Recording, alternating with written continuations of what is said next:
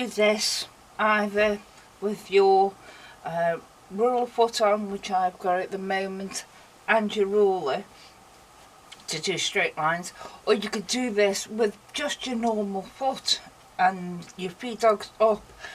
But seeing as I'm in the middle of doing different other things as well, I'm leaving it and doing it just with the ruler foot.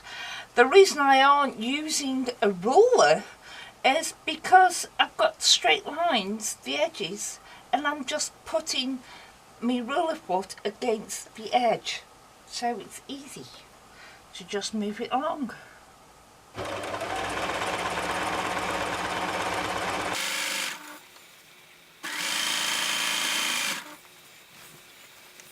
But this is my third day of quilting and my shoulder is killing me. This is too big a quilt.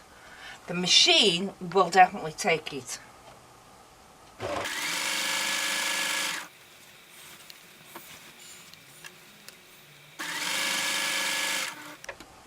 But even doing something like this gets you used to, you're the one that has to move the fabric and not the feed dogs. So this does help you get used to free motion quilting.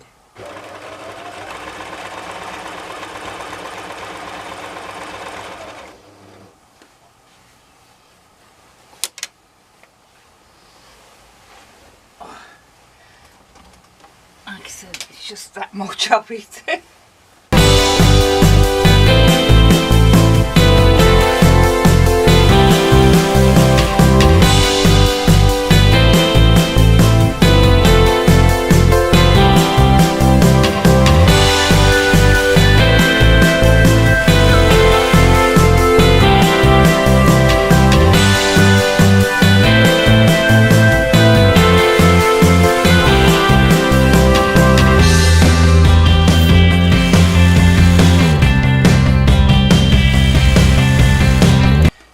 The quilting is not very close together near the edge. It isn't in the middle, because I always think if it's for a bed it needs to be more puffy and fluffy. That's why I don't do the quilting too close. And this wadding batting is between 2 and 4 inches. So like these are 2 inches apart. So that's not a problem at all. As I've said, this sewing machine will take it. It's got an 11-inch throat. It will take this quilt size easily. But it's a lot of more because of the sheer weight of it. And it's also moving it all around all the time.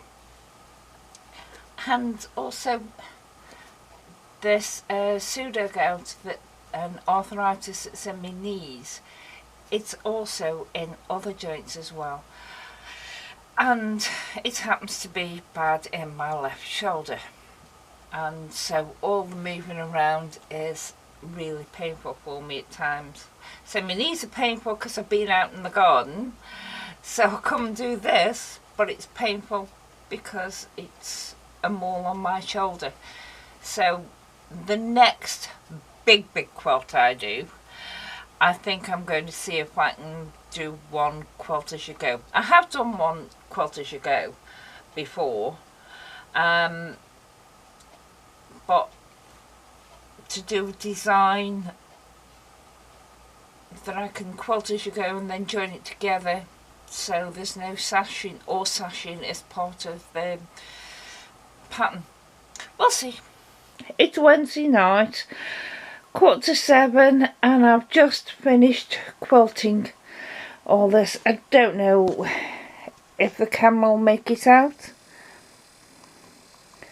I have feathers now running along the swathe of white that I put in, and I use variegated colour on the Bargello that's got the feathers on. I used a variegated colour as well for the flames that you can't see too well.